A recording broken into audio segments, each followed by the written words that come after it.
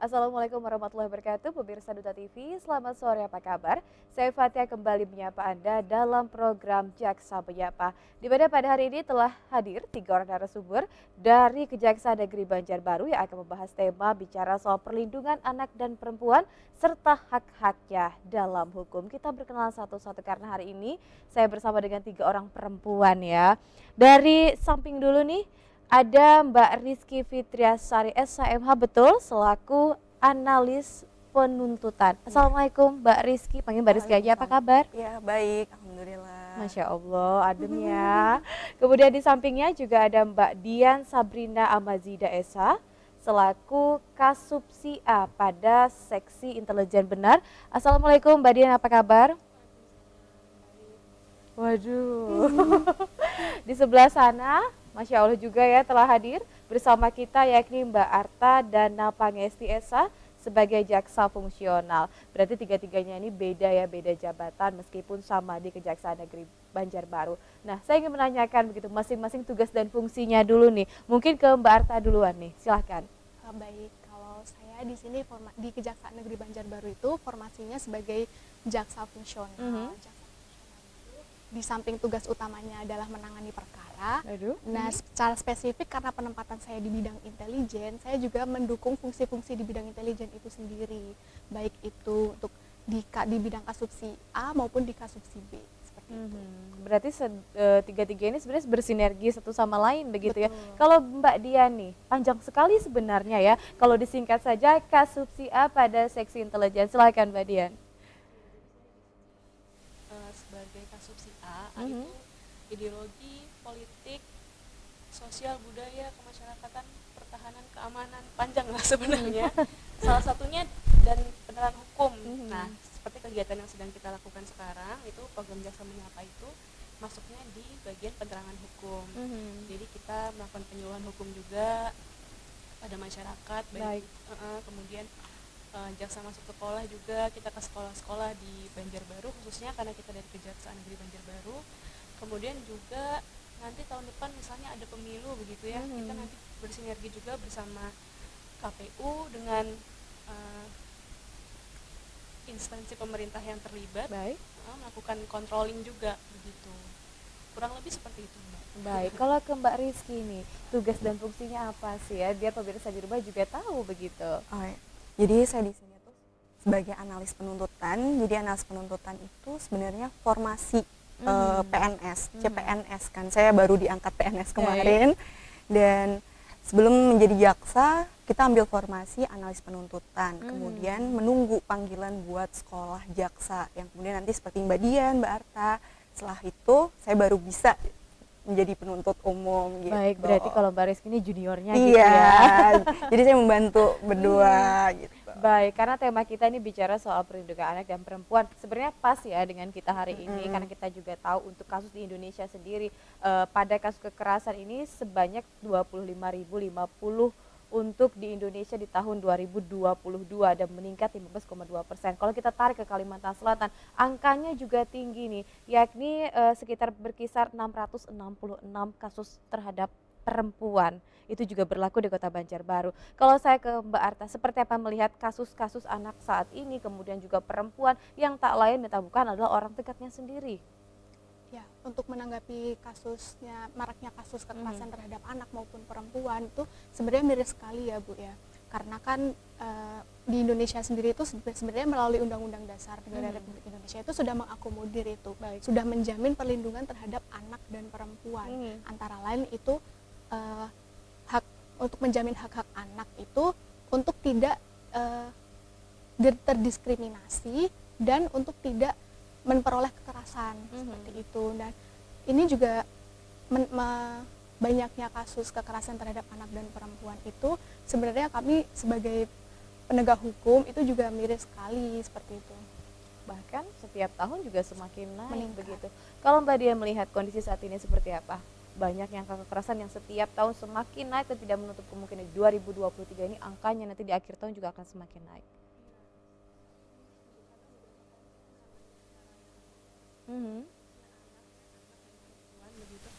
Mulai dari kekerasan fisik, kekerasan seksual juga ada, kemudian kekerasan psikis mungkin ya, yang mengikuti juga ya tentu saja karena imbas dari dua kekerasan tadi begitu.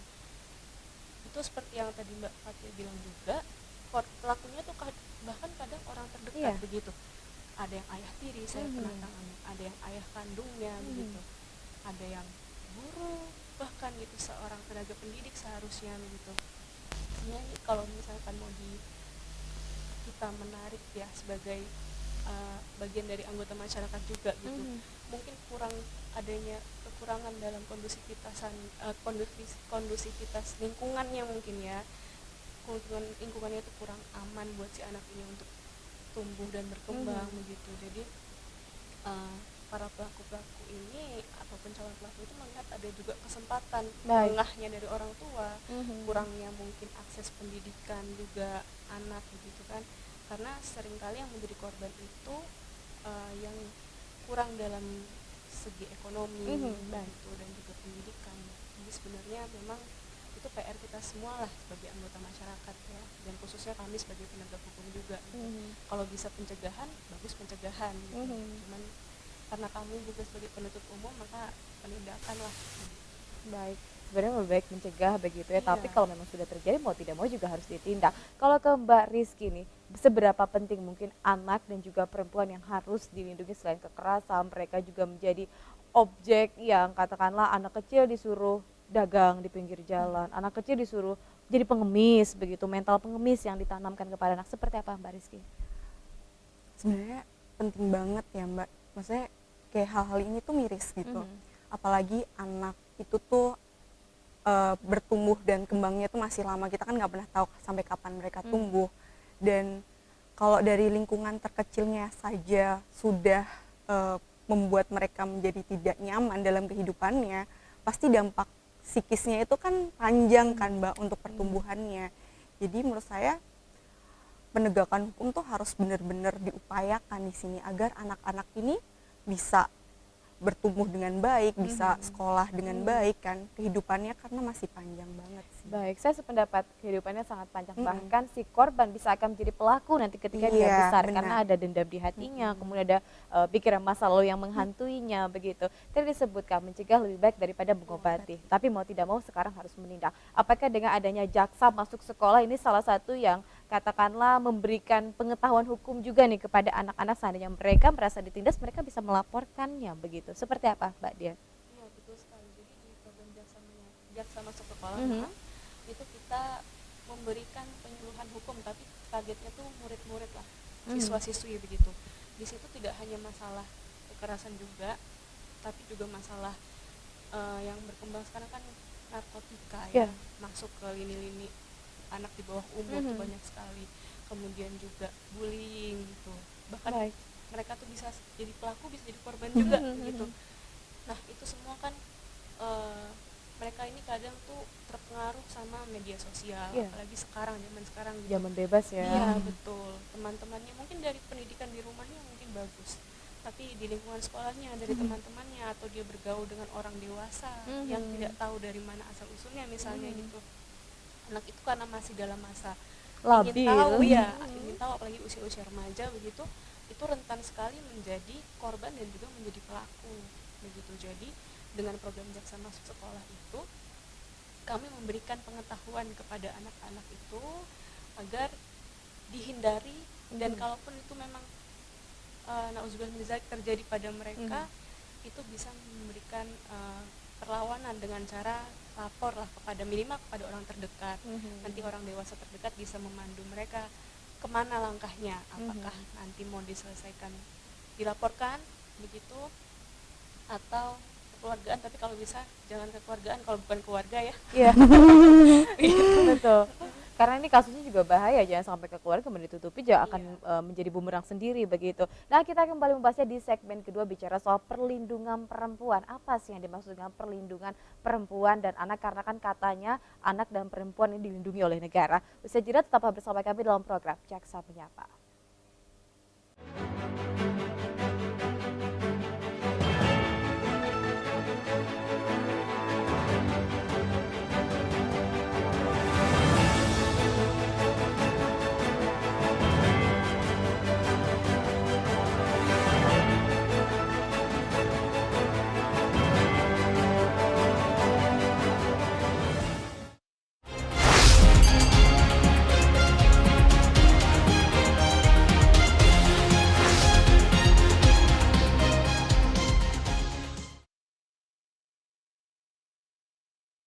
Mengawali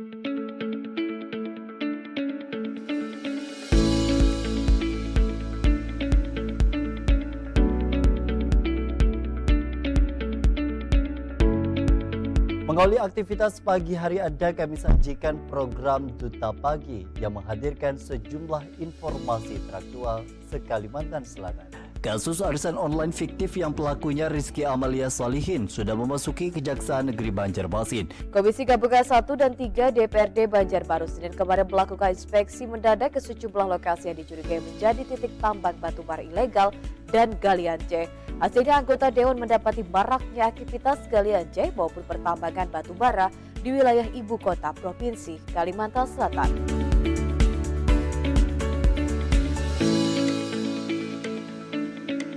Balai Besar Pengawas Obat dan Makanan Banjarmasin mengimbau agar para pedagang obat segera menarik atau tak memperjualbelikan obat sirup yang mengandung etilen glikol. Dan anjur lalu dan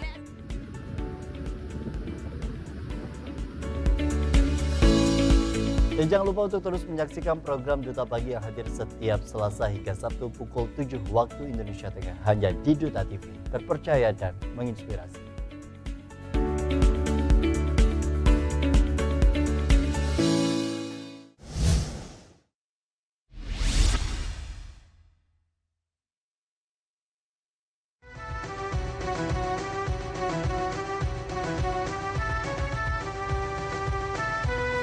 Kita di dalam sembahyang sering bersalawat ya, di bagian akhir salawat sembahyang kita, ini salawat Ibrahim.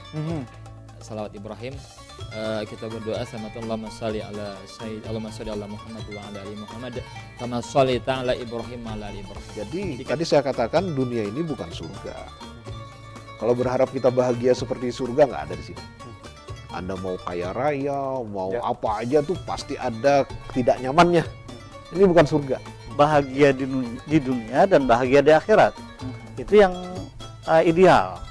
Dia kan begitu ya, di dunia nyaman, di akhirat juga nyaman. Fid dunya hasanah. Fil akhirati hasanah. dijanjikan Allah alanuhiyannahu hayatan thayyibah. Orang yang memiliki karya-karya amal baik, amal kebajikan tersebut, Allah akan memberikan kehidupan yang baik.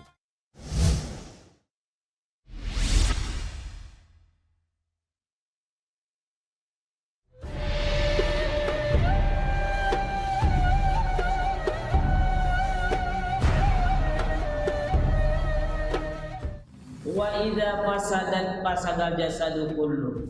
Tapi jar Nabi kita apabila segumpal daging tadi fasadat napa rusak kada sehat fasadal jasadu kullu, maka seluruh batang tubuh kita pun menjadi kada sehat juga. Ingatkah ada sosok manusia ketika sakaratul mautnya berdoa, Allahumma zakkil alayya wa khaffif ala ummati. Ya Allah, beratkan rasa sakit sakaratul mautku, tapi ringankan sakit sakaratul maut umatku. Doa apa ini, Bu? Doa Nabi Muhammad. Bila hati hendak tenang, bila pikiran hendak tenang, ingat dan Allah.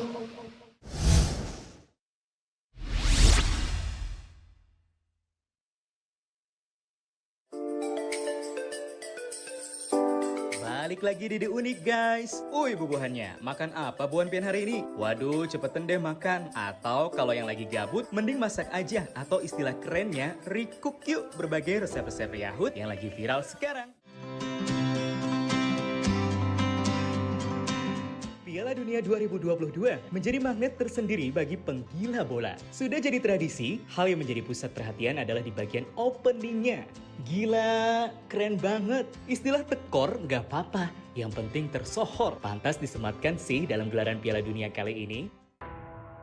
Bagi kalian pecinta film, kayaknya sih wajib banget pantengin 5 rekomendasi film atau series yang bisa ditonton saat weekend ini. Boleh nontonnya sendiri sebagai healing-healing atau juga bareng sama pasangan maupun teman kalian. Ya lagi PDKT mah, ini jurus ninja banget buat jadian sih. Ajak nonton, abis itu makan, jalan-jalan sambil cerita-cerita gitu ya kan? Duh, jadi pengen juga. Hahaha.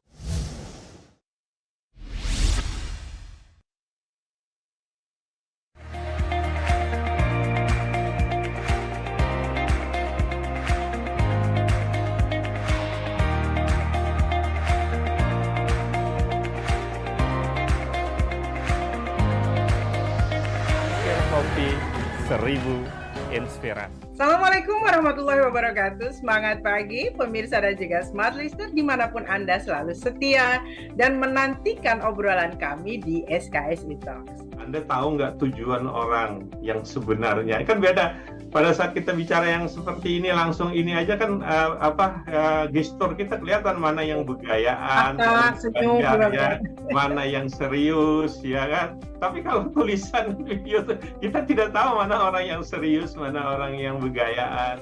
Kiri kanannya itu harus seimbang, tapi bukan berarti keburukan itu harus seimbang dan kebaikannya tidak seperti itu.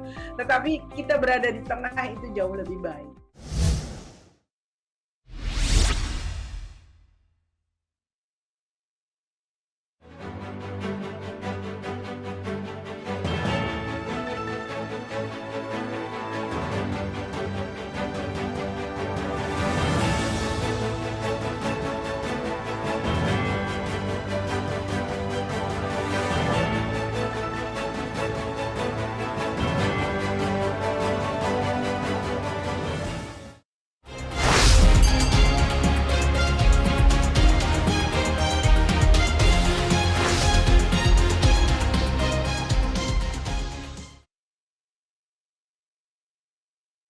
Kembali untuk Anda pemirsa dalam program Jaksa Menyapa masih dengan tema yang sama, yakni perlindungan anak dan perempuan serta hak-hak dalam hukum. Kita akan kembali begitu bertanya terhadap 3 narasumber kita. Yang pertama saya ke Mbak Rizky dulu nih, seperti apa mungkin makna ataupun pengertian dari perlindungan terhadap anak, karena kan ini selalu disounding setiap kepala daerah menyebutkan hak atas anak itu menjadi tanggung jawab negara dan lain sebagainya. Seperti apa Mbak Rizky?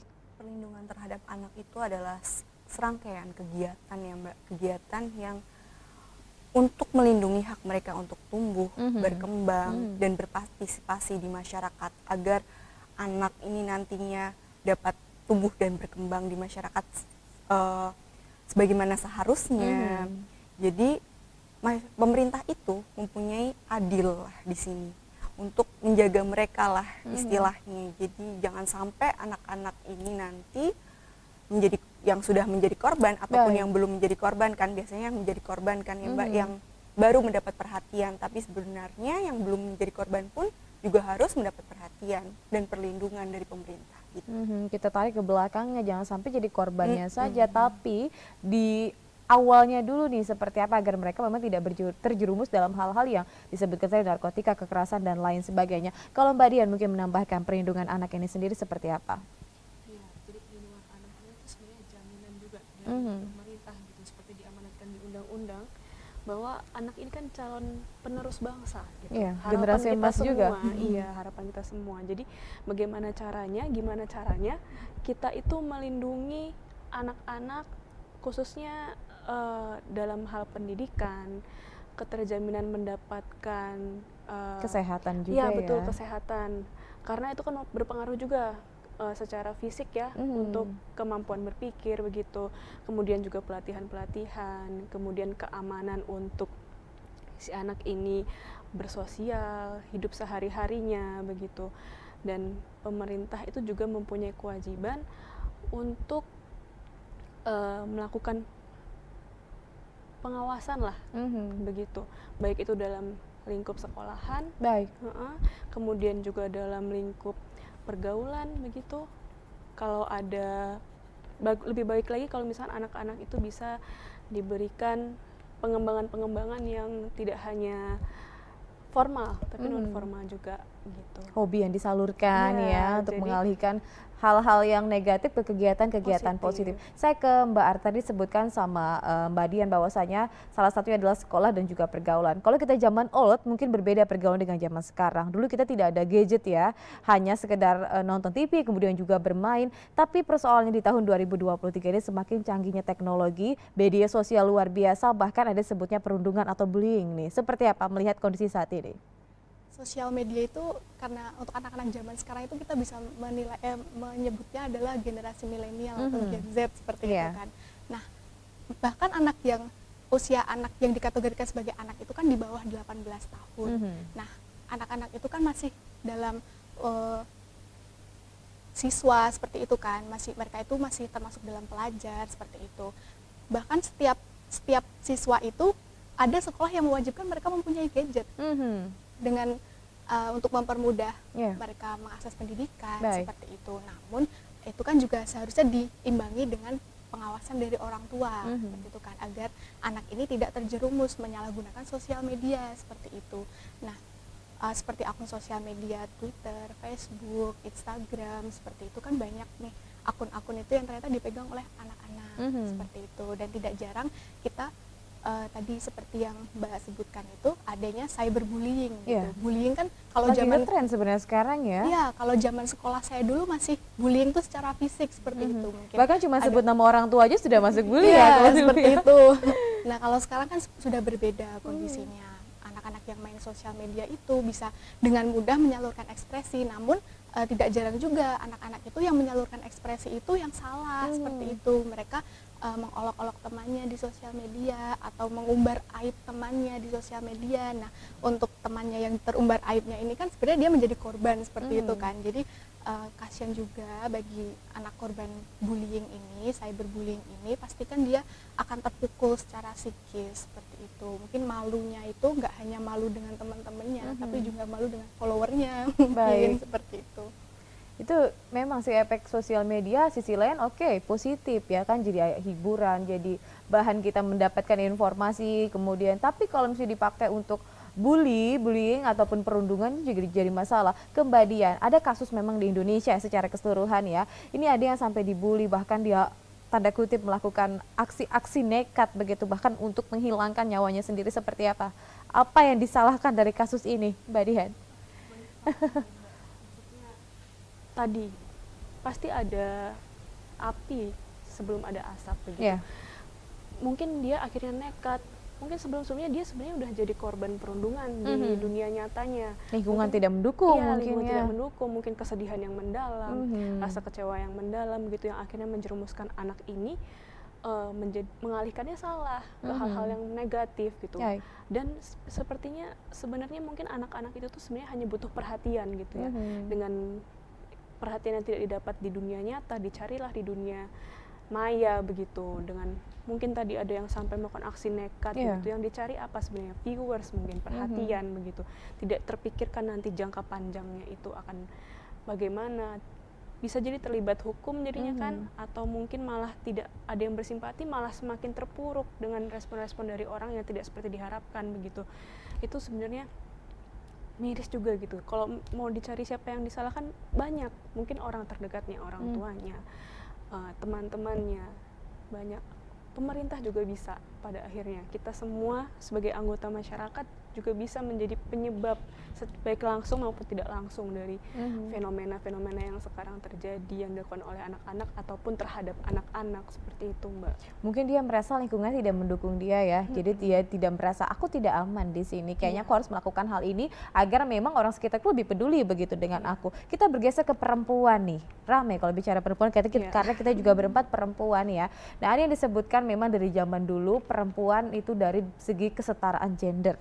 Meskipun saat ini perempuan juga banyak duduk di kursi-kursi DPR dan lain sebagainya karena ada keterwakilan perempuan. Seperti apa mungkin saat ini ada opini atau stigma yang mengatakan bahwasanya perempuan itu adalah makhluk yang lemah begitu, sehingga dia mudah sekali untuk katakanlah disakiti, jadi salah satu objek dari kekerasan. Silahkan Mbak Rizky.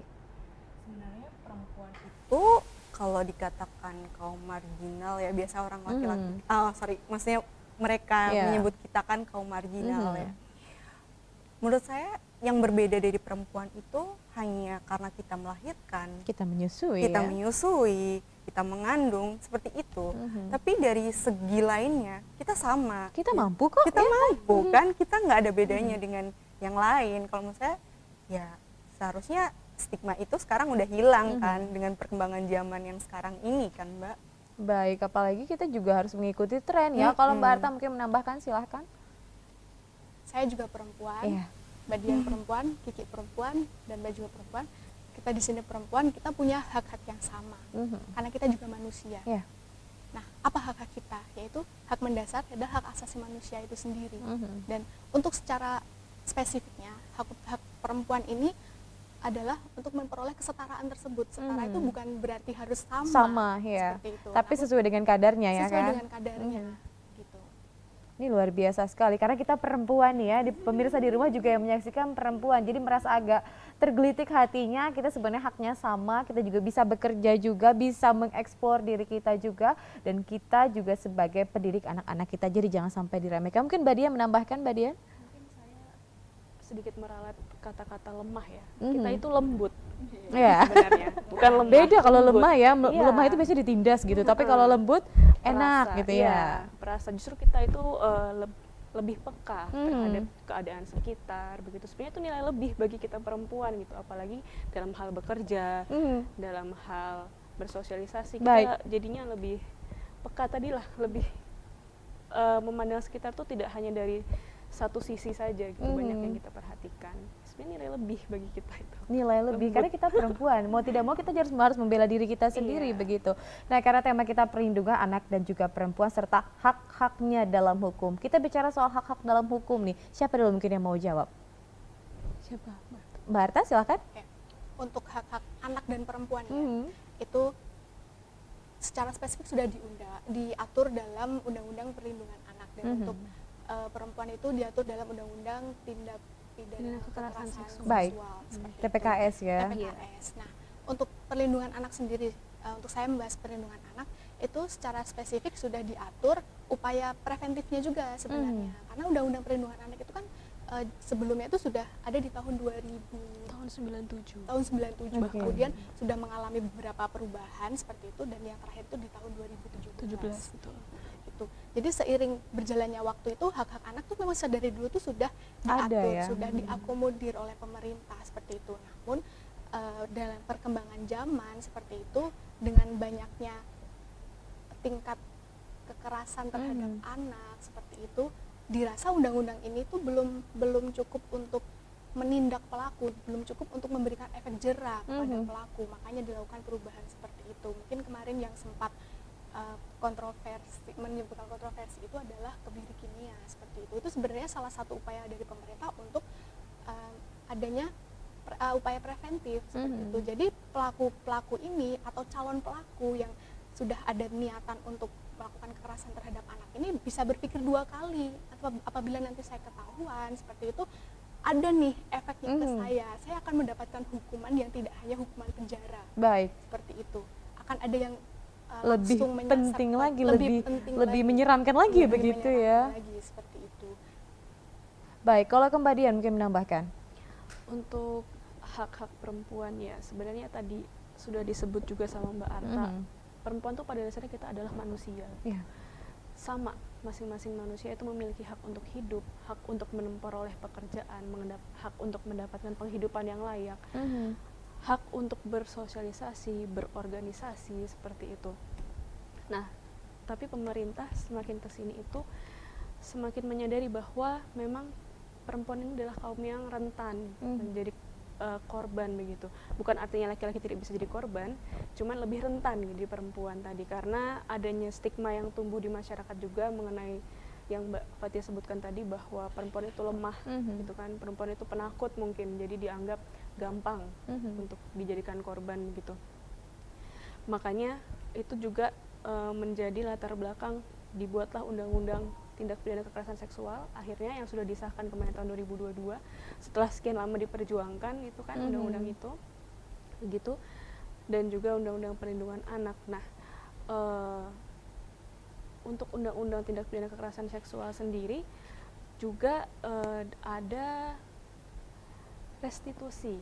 Jadi istilahnya yang familiar mungkin ganti rugi dari negara gitu ya, untuk korban begitu. Itu juga salah satu haknya korban begitu, perempuan atau anak, atau kalau UU TPKS tuh bisa buat laki-laki juga. Pokoknya untuk korban gitu bisa, wajib bahkan kalau di undang-undang tindak pidana kekerasan seksual. Seperti itu. Baik, tadi tindak pidana kekerasan seksual. Kita akan kembali membahasnya di segmen ketiga dan mungkin ada bisa nanti dijabarkan juga seperti apa kasus-kasus yang terjadi di Kota Banjarmasin terhadap perempuan dan juga anak. Tetaplah bersama kami dalam program Jaksa Menyapa.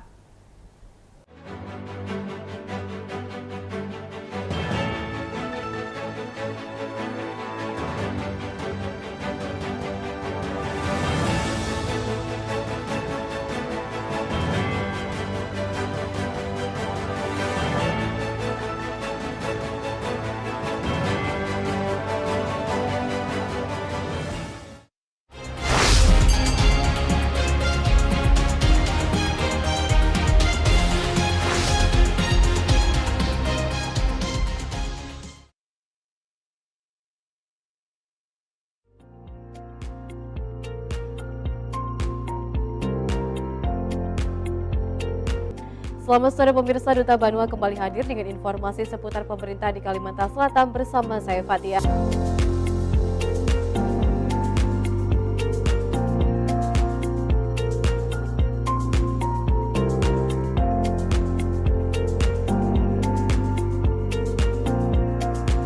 Pemirsa, tahun 2024 sesaat lagi di mana kita akan melaksanakan pemilihan kepala daerah, presiden dan wakil presiden serta calon anggota legislatif. Dari pemerintah daerah akan memastikan dan memasukkan kegiatan ini dalam kalender nasional yang menjadi event tahunan di tanah bumi. Informasi ini sekaligus menutup perjumpaan kita dalam program Duta Banua edisi hari ini. Saatnya saya Gusti Muhammad Hermawan mewakili seluruh kerabat kerja yang bertugas mengucapkan terima kasih atas perhatian dan kebersamaan Anda. Selamat sore, sampai jumpa.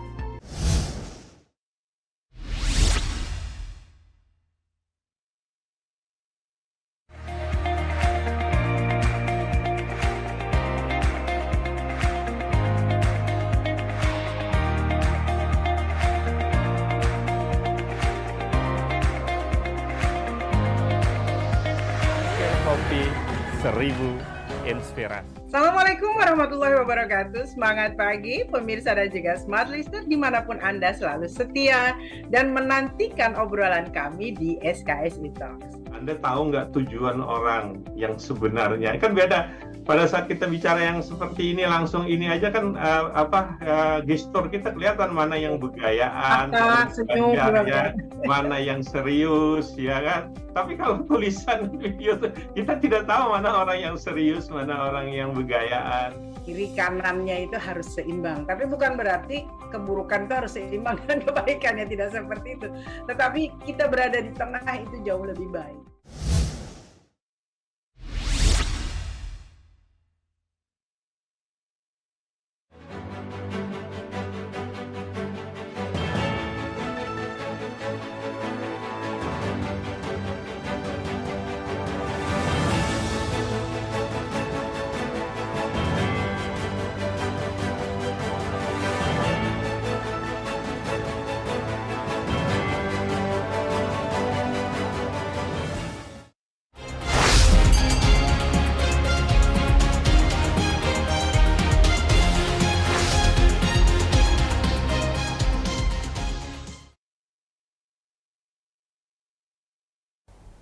Ya, kami kembali untuk Anda pemirsa dalam program Jaksa Menyapa di segmen ketiga, perlindungan anak dan perempuan serta hak-haknya dalam hukum. Saya langsung saja menanyakan kepada Mbak Rizky, seperti apa penanganan perkara anak siri? Mungkin berbeda dengan orang dewasa juga ya, seperti apa? Pasti berbeda ya, soalnya karena anaknya nggak bisa disamakan dengan dewasa kan, karena takutnya ke depannya lagi kan Mbak. Jadi kalau dalam serangkaian proses penanganan perkaranya itu biasanya ada yang namanya diversi.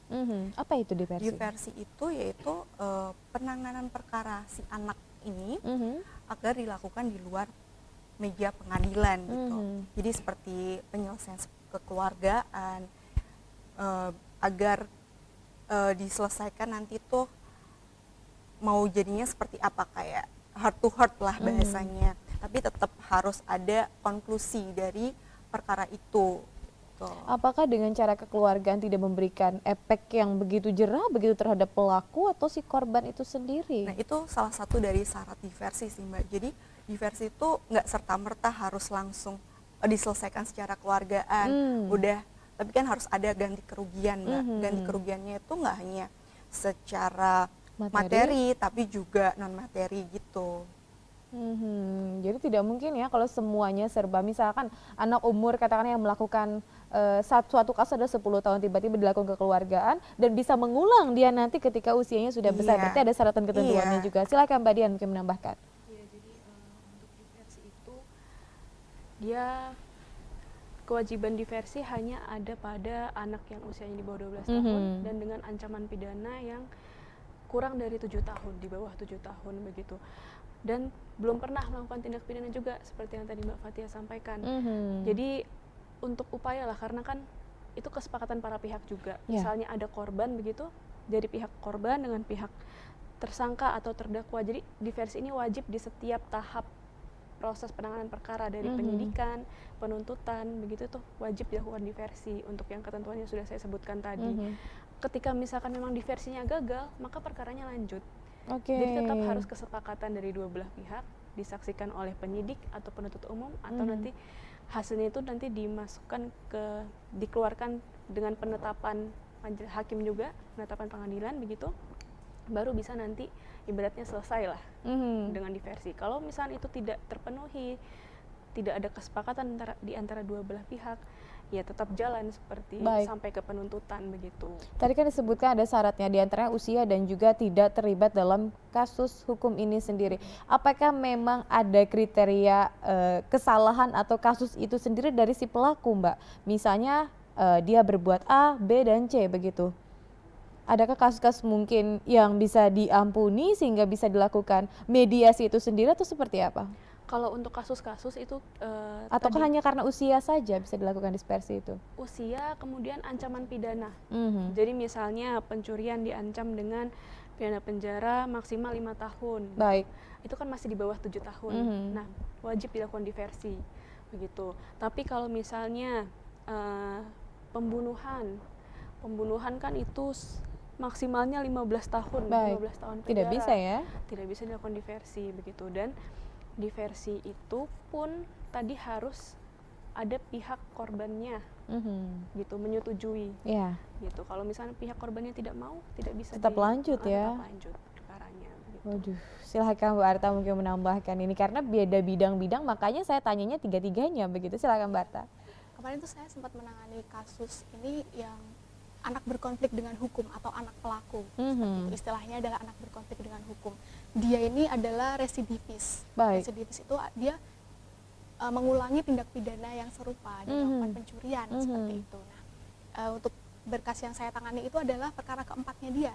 Baik. Nah, yang pertama ini dia masih di bawah, ini sampai perkara keempat itu pun dia masih di bawah umur, masih di bawah, belum genap 18 tahun. Nah, tapi sudah 4 kali melakukan tindak pidana itu. Sudah 4 kali. Nah, yang pertama ini diselesaikan melalui diversi, seperti itu di kepolisian, sehingga terjadi kesepakatan antara anak pelaku ini dengan korban, dan korban memaafkan seperti itu sehingga perkara itu tidak dilanjutkan ke penuntutan. Baik. Perkara itu selesai di kepolisian, seperti itu. Ada kesepakatan diversi karena barang yang dicuri sudah dikembalikan, kemudian korban memaafkan. Dan dia berjanji tidak mengulanginya. Berjanji tidak mengulanginya, tapi kenyataannya dia mengulangi sampai ketiga kali ini. Sehingga untuk perkara yang kedua, ketiga itu kan syaratnya sudah tidak memenuhi lagi nih, dia belum pernah terlibat dalam tindak pidana seperti itu, sehingga untuk yang perkara kedua ketiga itu tidak bisa dilakukan diversi sehingga harus dilanjutkan ke tahap penuntutan. Nah, namun untuk anak ini sendiri penanganan perkara anak itu ada kekhususannya yang berbeda dengan dewasa. Salah satu hal yang mendasar itu untuk anak yang berkonflik dengan hukum ini tidak ditahan di lapas dewasa seperti itu, tapi ada lembaga tersendiri yang melakukan penahanan terhadap anak ini, yaitu LPKA seperti itu, Lembaga Pemasyarakatan Khusus Anak. Itu di sini ada di Martapura, LPKA Martapura. Nah, itu dari tahap penyidikan di kepolisian itu juga sudah ada kekhususannya. Ketika anak ini diperiksa di tahap penyidikan itu harus didampingi oleh wali atau orang tua atau orang yang dipercaya anak ini untuk bisa mendampingi dia untuk apabila anak ini berada di sekitar orang itu lebih nyaman seperti itu. Kemudian harus ada pendampingan dari pembimbing kemasyarakatan. Pembimbing kemasyarakatan ini dari Balai Pemasyarakatan. Seperti itu. Nah, terus kemudian harus didampingi oleh penasihat hukum. Baik penasihat hukumnya sendiri atau penasihat hukum yang disediakan oleh pemerintah. Seperti itu. Nah, untuk apabila anak ini dilakukan penahanan, itu juga jangka waktunya berbeda dengan dewasa. Anak lebih ini singkat ya? Lebih singkat, betul. Nah, jadi kalau di tingkat penyidikan itu penahanan terhadap anak itu bisa dilakukan 8 hari. Apabila tidak mencukupi, nanti bisa diperpanjang atas persetujuan kami penuntut umum selama 7 hari. Jadi di tingkat penyidikan itu maksimal penahanan boleh dilakukan terhadap anak itu hanya 15 hari saja. Kemudian ketika anak dan berkas perkara ini dilimpahkan ke kami, ke kejaksaan, kami penuntut umum itu memiliki hak untuk menahan si anak ini hanya 5 hari. Apabila tidak mencukupi waktunya bisa diperpanjang 5 hari lagi. Baik. Jadi proses penanganan perkaranya juga akan cepat, lebih cepat, berbeda dengan dewasa seperti itu. Jadi untuk penanganan perkara anak ini ya harus teliti, harus berhati-hati, namun juga harus perfect karena demi untuk mewujudkan hak-hak anak ini, kita harus mengakomodir hak-hak anak ini, seperti itu. Kemudian di tingkat penuntutan juga biasanya kalau misal dalam proses persidangan itu penundaan sidang dari agenda 1 ke agenda selanjutnya itu bisa 1 minggu. Tapi kalau untuk anak pasti hakim akan cepat, ayo cepat biar diselesaikan, seperti itu. Ada dua mata pisau sebenarnya. Di sisi lain mereka memang punya hak ya, hak anak. Tapi di sisi lain mereka juga melawan hukum. Jadi mau tidak mau hukum tetap harus berjalan begitu. Kalau kita beralih ke pengadilan Banjarbaru begitu, pengadilan lagi Kejaksaan Banjarbaru begitu. Seperti apa kasus-kasus yang ditangani untuk perempuan dan anak? Saya ke Mbak Dian, silahkan. Kasus anak di kami tuh ada anak tadi yang berkonflik dengan hukum. Ada juga anak yang menjadi korban, ada perempuan pelaku juga, ada perempuan yang menjadi korban juga gitu. Jadi beragam kasusnya, jadi lumayan banyak sih, terutama untuk kasus kekerasan seksual ya, baik itu pencabulan ataupun persetubuhan gitu.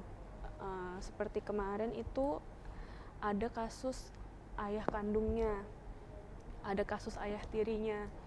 Kalau dilihat dari polanya sama.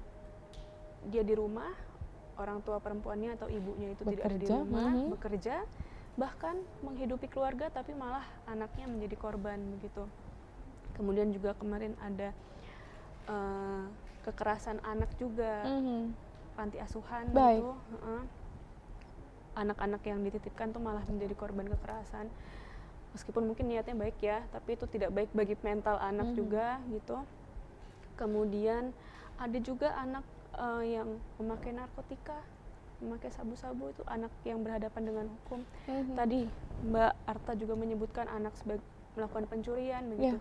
Beragam sekali Mbak. Jadi masih PR lah kita ini sebagai orang yang usianya sudah dewasa dan bagian dari masyarakat, penegak hukum pula, untuk bagaimana sih caranya pencegahannya ini gitu. Dibilang pemerintah juga sudah membuat undang-undang, tapi kok sepertinya tetap seperti macan kertas saja begitu ya. Memang menakutkan peraturan, tapi tidak berlaku begitu di tengah masyarakat. Nggak masuk ke hati kayaknya tuh. Atau mungkin makanya dilihat apakah ini faktor karena faktor ekonomi kah, atau faktor karena masih kecil, masih banyak ingin tahu, coba-coba iseng-iseng gitu. Banyak faktor sebenarnya gitu. Baik, kita tahu ada dua yang membuat rasa aman anak adalah orang tua dan juga sekolah yang terdekat dia. Tapi faktanya saat ini orang tua bisa melakukan kekerasan, bahkan di sekolah bisa melakukan kekerasan baik itu fisik atau seksualnya. Kita kembali membahasnya di segmen terakhir saja. Tetaplah bersama kami dalam program Jaksa Menyapa.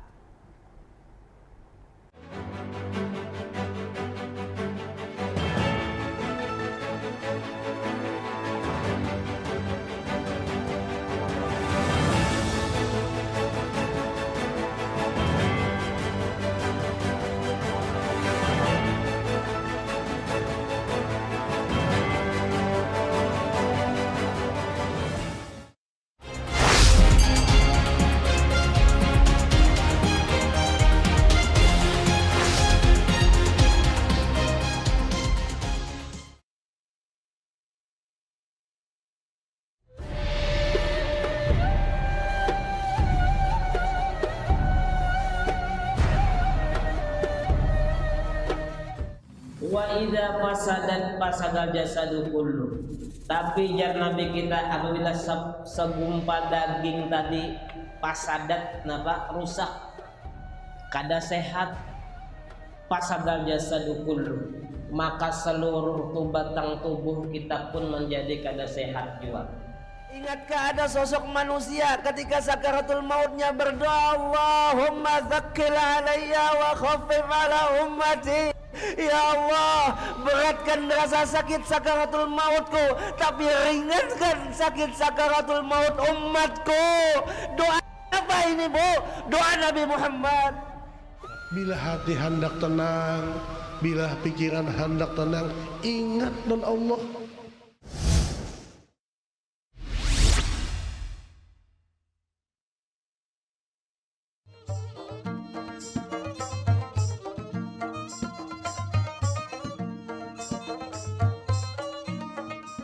ngarannya berbuat itu tidak hanya dipikirkan, tapi diresapi juga di dalam kalbu, di dalam hati. Istilahnya jasidin kalbun salim. Nah, oleh karena itu jasidin kadang-kadang pikiran ini juga dipengaruhi. Artinya kenapa? Kita selalu berkomunikasi dengan Allah dengan cara banyak-banyak berzikir, banyak-banyak berdoa, jasidin. Karena hidup ini anugerah dan kita masih diberi usia oleh Allah, diberi umur, diberi rezeki, maka mestinya kita harus nikmati kehidupan ini.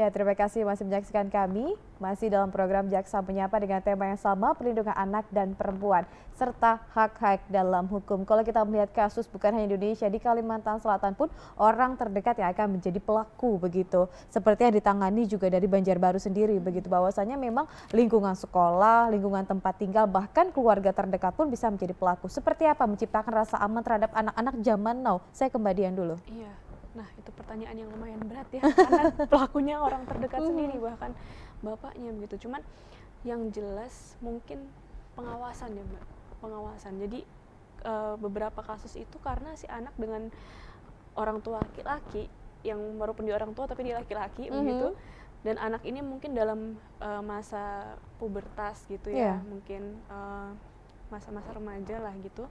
Jadi tidak ada orang lain di sekitarnya. Timbullah niat buruk lah mungkin dari orang tua laki-laki begitu melihat anak perempuannya sendiri. Saya juga nggak tahu sebenarnya datang dari mana niat-niat seperti itu, kok bisa anaknya gitu. Kok tega gitu ya? Iya, anaknya sendiri loh, darah dagingnya. Tapi ya itu tadi, kesempatan itu kadang ada kan karena orang lain itu tidak melihat gitu. Jadi muncul niat begitu. Mungkin dari orang-orang sekitarnya juga turut melakukan pengawasan ya, mungkin tidak ada, mungkin orang tua perempuannya bekerja, jadi mereka hanya berdua gitu, bisa anaknya mungkin main lah ke tempat temannya yang perempuan, atau menyibukkan diri dengan kegiatan-kegiatan tadi yang non formal. Mungkin kalau misalnya kegiatan formal sedang libur sekolah misalnya, bisa mungkin ikut komunitas-komunitas positif yang ada di tempat tinggalnya, domisilinya begitu kan. Baik. Sekarang kan banyak ada mungkin olahraga begitu, atau mungkin musik bisa jadi sebisa mungkin itu jangan berdiam diri ya. Ada kesempatan lah, kita meminimalkan kesempatan munculnya niat buruk dari orang lain gitu. Mungkin pengawasan sih penting menurut saya. Baik, kalau kembali Rizky silahkan menambahkan. Dari pengawasan orang tua sih, tapi juga orang tuanya sendiri juga harus menyadari kalau mereka itu memiliki anak dan bisa mengajarkan itu juga ke anaknya, gimana harus bersikap, apalagi sekarang dengan HP itu kan Mbak ya, media sosial itu mudah banget diakses, dan kadang kan dari segi anaknya tuh kayak penasaran ini apa sih, rasa ingin tahunya kan tinggi. Jadi benar kata Mbak Dian tadi, pengawasan memang perlu, tapi orang tua juga harus tahu, mereka harus menempatkan dirinya seperti apa, mengajarkan apa ke anaknya. Jangan sampai salah mendidik pun bisa jadi itu larinya menjadi korban, anaknya menjadi korban, atau malah orang tuanya yang menjadi korban. Jadi pendidikan anak dan pendidikan orang tua itu penting sih. Baik, siogianya memang orang tua harus sesuai dengan tugasnya ya. Jangan sampai dia yang memberikan rasa tidak aman terhadap si anak itu sendiri. Silakan Mbak Arta mungkin menambahkan. Hubungan antara orang tua dan anak di situ juga penting. Bagaimana orang tua itu bisa menciptakan bonding atau bisa mempererat hubungan dengan anaknya. Jadi anak ini bisa percaya dengan orang tuanya seperti itu. Mungkin kalau kita zaman dulu kita takut dengan orang tua, takut dimarahi seperti itu. Namun sekarang sudah berbeda zamannya kan. Bagaimana orang tua itu harus bisa menyayangi anaknya, itu pasti harus bisa menumbuhkan rasa percaya kepada anak. Jadi keterbukaan dan bonding itulah yang bisa menjadi kunci kedekatan antara anak dan orang tua. Jadi anak ini bisa merasa selalu aman dengan orang tuanya, bisa mempercayai orang tuanya. Jadi apapun yang terjadi kepada anak ini, itu anak itu bisa menceritakan kepada orang tua itu dengan leluasa, tidak malu-malu, tidak takut seperti itu. Jadi memang peran orang tua di situ juga sangat penting. Quality time sebenarnya penting ya, bonding. Karena dengan quality time kita bisa bonding dengan anak kita, anak juga dengan kita merasa nyaman, merasa aman begitu. Nah, upaya apa mungkin yang bisa dilakukan oleh Kejaksaan Negeri Banjarbaru setidaknya dalam tindakan preventif ini sendiri untuk mengurangi angka kekerasan, pelecehan seksual dan lain sebagainya? Silahkan, mungkin ke Mbak Rizky dulu. Upayanya mungkin seperti program ini, Jaksa Menyapa, atau mungkin juga Jaksa Masuk Sekolah, itu kan adalah upaya-upaya yang kami lakukan agar anak perempuan tahu ketika mereka mengalami kekerasan atau mereka ingin mencoba menjadi pelaku dari kekerasan itu kan. Jadi mereka tahu dengan ternyata kalau saya harus melakukan A, saya harus diancam dengan hukuman B, seperti itu kan. Jadi upaya preventif aja dari kita untuk mereka gitu. Kasih tahu mereka sebenarnya kalau tindakan tetap harus dibalas dengan hukum begitu. Silakan kalau Mbak Dian menambahkan. Sering ya bekerja sama dengan pemerintah kota, terutama dinas yang perempuan ya, untuk memberikan penyuluhan gitu, menjadi narasumber juga, memberikan gambaran keadaan di Banjarbaru ini, apalagi dengan tindak pidana yang berkaitan dengan anak dan perempuan, itu jumlahnya tidak sedikit. Menjadi perhatian juga buat pemerintah dan juga kita sebagai aparat penegak hukum dan juga lapisan masyarakat yang lain gitu. Jadi menumbuhkanlah kesadaran dan rasa melindunginya untuk anak dan perempuan itu sendiri. Berarti sudah bersinergi dengan instansi pemerintahan terkait ya. Silakan Mbak Arta. Di Kejaksaan Negeri Banjarbaru itu jumlah pegawai perempuan itu bisa dikatakan 50-50 mungkin ya dengan pegawai laki-laki. Jadi tidak ada hal yang kesenggangan ya seperti itu enggak. Jadi mungkin sebagai pegawai kejaksaan sendiri pastinya sudah harus mawas kan, apalagi yang ibu-ibu yang punya anak seperti itu. Dari kita sendiri, hal yang mendasar itu adalah dari diri pribadi. Jadi bagaimana kita ini menjaga lingkungan sekitar ini agar supaya kondusif. Baik ya, dari diri kita sendiri dulu biar kita bisa memberikan efek positif, efek domino begitu terhadap lingkungan kita sendiri. Karena ini segmen terakhir, silakan closing statementnya masing-masing, mungkin ke Mbak Arta dulu, dan himbauan kepada orang tua ataupun anak-anak yang sedang menyaksikan kita juga. Jangan takut misalnya ada terjadi suatu kekerasan di lingkungan mereka untuk segera melaporkan, jangan tinggal diam begitu. Silakan Mbak Arta. Closing statement dari saya, sayangi diri sendiri, sayangi orang sekitar, sayangi keluarga. Baik, sayangi diri sendiri, sayangi orang sekitar, sayangi keluarga. Baik, kalau kembali Rizky silahkan Mbak.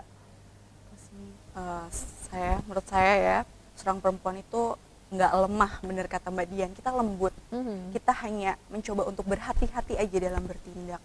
Jadi perempuan di Indonesia ini dan anak-anak punya kesempatan untuk memperbaiki kehidupannya sekarang. Jadi jangan takut untuk mencoba. Baik, jangan takut untuk mencoba karena kita luar biasa. Iya benar. Silakan Mbak Dian, closing statement dan juga himbauan mungkin kepada masyarakat yang sedang menyaksikan kita.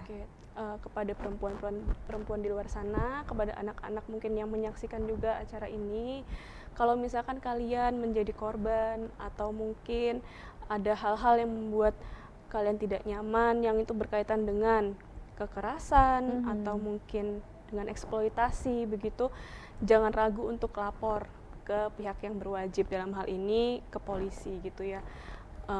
Sekarang kita sudah difasilitasi oleh pemerintah, sudah dibuatkan undang-undang mengenai tindak pidana kekerasan seksual.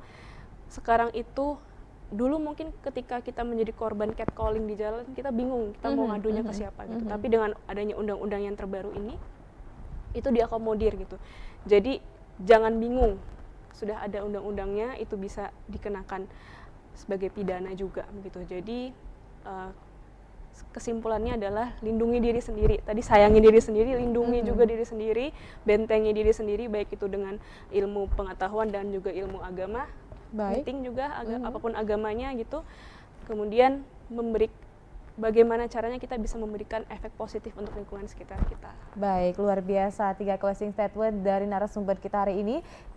Tentunya dari Kejaksaan Negeri Banjarbaru, yakni bersama dengan Mbak Arta, Mbak Dian dan juga Mbak Rizky Pritria. Terima kasih sudah bergabung di studio Duta TV tentunya dengan tema perlindungan anak dan perempuan serta hak-haknya dalam hukum. Kalau closing statement dari saya adalah, ayo kita sama-sama bergandengan tangan, ini menjadi tanggung jawab kita semua untuk orang tua dan juga anak-anak menuju generasi emas nanti di 2045 dengan melakukan hal-hal positif, jangan sampai kita mendekati hal-hal yang melawan hukum. Akhir kata saya Fatia, mewakili kerabat kerja yang bertugas mengucapkan terima kasih atas kebersamaan Anda dan sampai jumpa. Wassalamualaikum warahmatullahi wabarakatuh.